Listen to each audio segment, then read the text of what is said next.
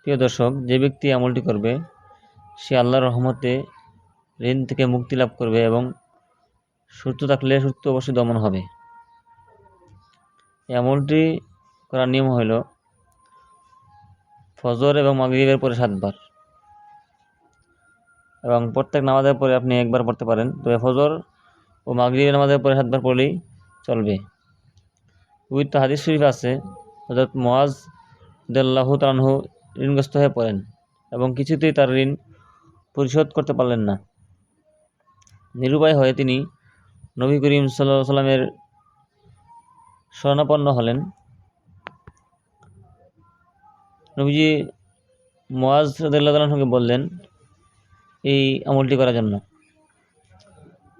তখন হযরত মুআজ রাদিয়াল্লাহু তাআলা আনহু এই আমলটি করলেন এবং এই আমলের বরকতে তিনি শীঘ্রই ঋণ থেকে মুক্ত হলেন।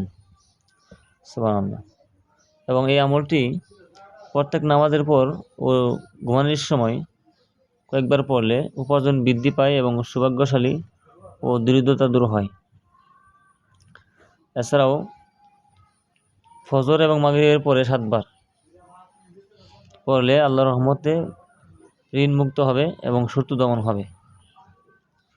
আয়াতটা হলো, আমলটা হলো সূরা আল ইমরানের 26 থেকে 27 নং আয়াত।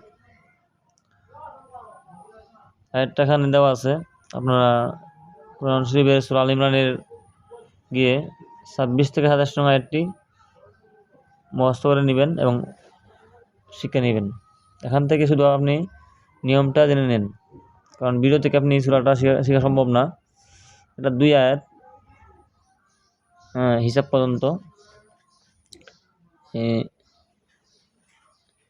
এনে পর্যন্ত শিখবেন।